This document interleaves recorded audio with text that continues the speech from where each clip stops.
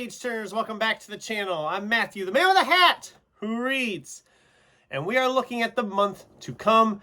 This is my TBR for September 2025, and of course, it is Sci-Fi September. You got the little fanfare intro. I always like Sci-Fi September. I pick up a bunch of science fiction stuff, or science fiction adjacent, and we've got a variety here of stuff. I've got 13 books I'm hoping to get to this month. Let's dive in and talk about them. Starting with the only one that's not sci-fi. The Richard Kadrey Sandman Slim reread is still going on. So book 9, The Kill Society. It has a very Mad Max-esque cover, but I wouldn't call it sci-fi. It's still that fantasy, urban fantasy type vibe. I am still really enjoying my time with this series. I think this is probably my favorite cover of the whole series, but this will be the only sci-fi, non-sci-fi adjacent title we're going to be reading in September as we continue on with this series. It's a 12-book series. I couldn't skip a month on it. I'm sorry. Now the actual stuff, the sci-fi stuff. It was really hard for me to make this TBR. I have a ton of sci-fi type stuff I could have stuck in here. And who knows if I'll actually read all these or if I all of a sudden change my mind after I've posted the video, which is very possible too. Some of these have been sitting here for a while, so we're going to try to make sure we hit those. Starting with, well, I've talked about it in a few videos now, and I still can't pronounce their name. We by... Should I try? Yevgeny Zamyatin. Yevgeny Zamyatin. I don't know if I butchered that name or not. This is like, I've heard it's compared a lot to like 1984 and Brave New World. Never read Brave New World, but I did read 1984. It's nice and compact. It's not too terribly long. It looks like it's about 230 some pages. I don't know if I will like this. I've heard good things, but we'll see. I know there was other people that really, really liked this book. So hopefully it clicks with me and we enjoy it. If not, whatever. We're going with a sci-fi classic this year. This is probably the thickest book in the whole TBR for the month. As it comes in at a solid, there's no page count on these pages. Why is the page count in the top? About 482 pages. This is Dan Simmons' Hyperion. I got this like a year ago at Christmas. I know I attempted to read this thing like probably 15 years ago, and it just was not vibing with me, but that was 15 years ago. I mean, I was 21. Actually, it might have been farther back than that then, actually. God, it might be closer to 20 years ago. Oh, God. Time flies. I've heard really good things about this series, especially in the booktube space the last couple years. People have been reading it, or rereading it in some cases. I'm ready to give it a shot again. I only made it like, I think, 30, 40 pages in the first time. I don't remember any of it. It's just, I just remember this cover. I remember this cover. That's all I remember. And it's a cool cover. I mean, you got this weird dude and you got a ship floating in the grass. And on the back, you got this nice weird looking city type deal and the trees and all that. I think this will be a good one. I've heard really good things. I'm really excited to finally tackle this again. It is, like I said, just shy of 500 pages and the print is pretty small. So this will probably be the big one for the month. The rest of these are not as big. This is the thickest one by a long shot. So we'll get that one hopefully done. I'm going to try to get that one going by mid-month. I'm going to try to get some of these shorter ones out of the way first, and then we'll go into that. Speaking of shorter ones, how about Django Wexler's Hard Reboot? And the one review on there says, giant freaking robots. It sounds like the movie Real Steel, which is a great movie. If you haven't seen Real Steel, definitely check that out. But let's see. Cass is a junior academic on a research mission to Old Earth. When a con artist tricks her into wagering a huge sum of money she doesn't have on the outcome of a manned robot arena battle, she becomes drawn into the seedy underworld of Old Earth politics and state-sponsored battle droid prize fights. Is it time to get back to the books yet? This is a novella, so this is like, what, 150 pages? I should be able to read this in like a day or two. And I want to give Django Wexler a try. I have another book by them, the How to Become the Dark Lord and Die Trying, I think it's called. I'm trying to read the spine from here, and I can't read it.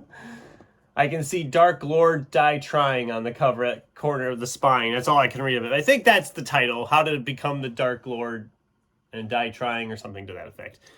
So this is a nice little short one to try.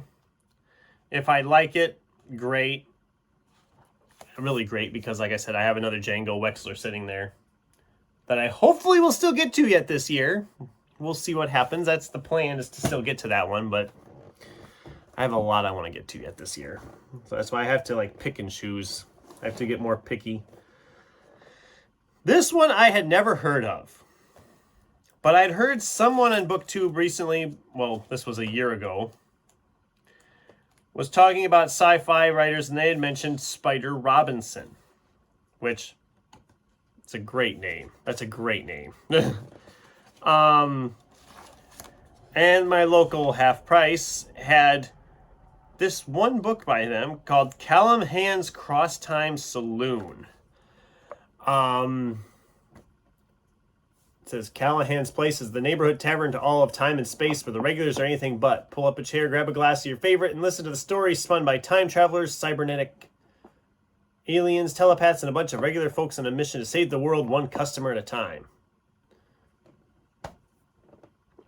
It was like short stories, I guess. Kind of all set around the same place. I don't know. This was like a $3 purchase at Half Price, so I'm not out that much if I don't get it or like it. I'm curious about it. I mean, the cover's a lot of fun. There's a lot of fun going on this cover. It sounds like a fun time. I'm all for time travel type stuff. It's like just over 200 pages. So it'll be a pretty quick read, I think. But we'll see how this is. I'm going in completely blind. I need to pick it up. The video is going to be long. Sorry, guys. We'll go a little faster. Another sci-fi classic I've never read. Actually, I've never read this author either. This is Joe Haldeman's The Accidental Time Machine.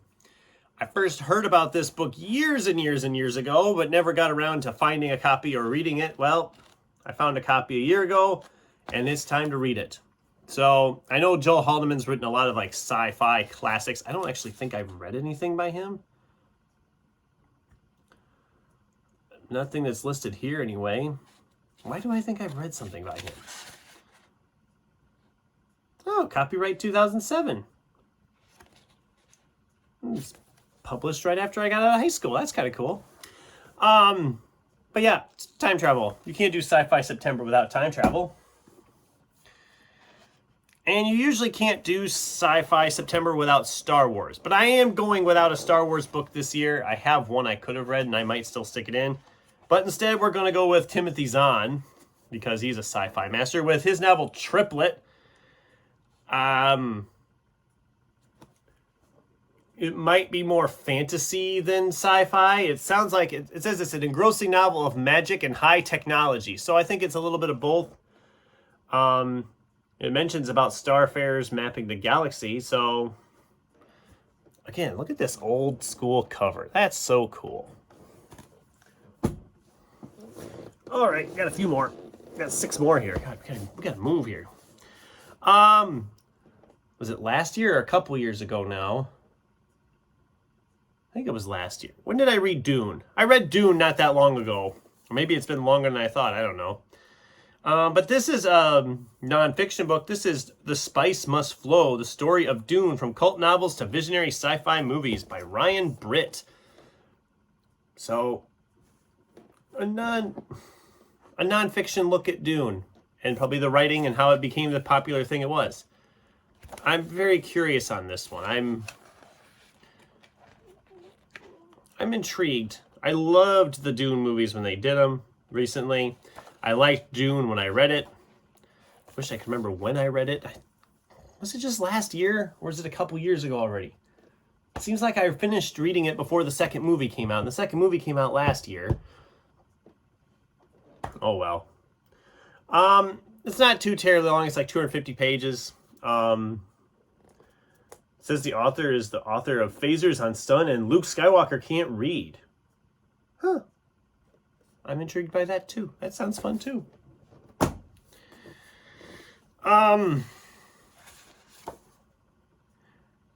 In this book, we have Logic, you know, the rap artist, with Ultra 85, which is the blandest cover you've ever seen. I read his previous novel, Supermarket, and really enjoyed it, even though I don't remember that much of it. I remember it was very page-turning and loving it. This is a sci-fi novel. In the year 2115, when Earth is no longer inhabitable, the remainder of humanity lives in Babel, a giant space station. Two pilots, Quentin and Kay, must find the planet Paradise, where only the most promising citizens are allowed to live. I am very intrigued by this one as well. Like I said, I loved Supermarket, or at least I enjoyed Supermarket. I can't remember. I need to look it up. I need to find that book again and read it again. I remember liking it a lot and flying through it, so apparently it was clicking with me really well. This one is also just under 300 pages, and if it goes like Supermarket did, I will fly through this thing. So here's hoping. And maybe it won't be as good. Connie Willis. Willis's The Road to Roswell. It's literally got a UFO with a cow on the cover. Delightful novel about alien invasions, conspiracies, and the incredibly silly things people are willing to believe.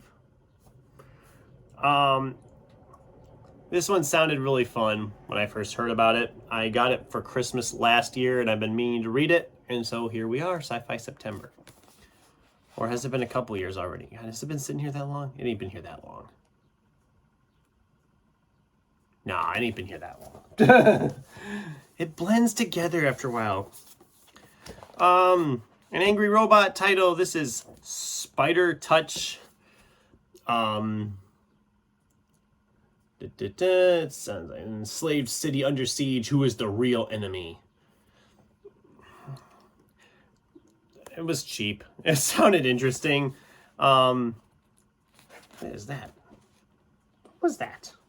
It was like a spider that fell out of my book. Not cool. Not cool at all. Not cool. Again, not very long, just under 300 pages. You're noticing the trend here. There's a lot of shorter books this month. That's not a bad thing. We have another reread. This is Rob Reed's Year Zero. I read this thing years ago, and I really liked it at the time, but I honestly don't remember it. It's sci-fi humor, essentially concerning the music industry. I remember liking it, but I haven't read it and I don't remember it that much, so it was time to revisit it.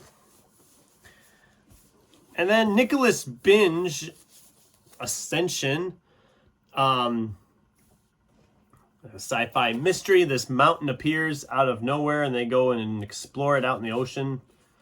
I mean, I need something cool like that. That sounds really cool, really entertaining. So yeah, I've got a busy month of reading ahead of me. A lot of stuff to get to.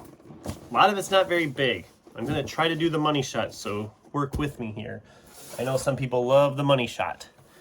If I can actually lift all these books up. Although they're not as big, so they're not as heavy. I think I can do it. Voila.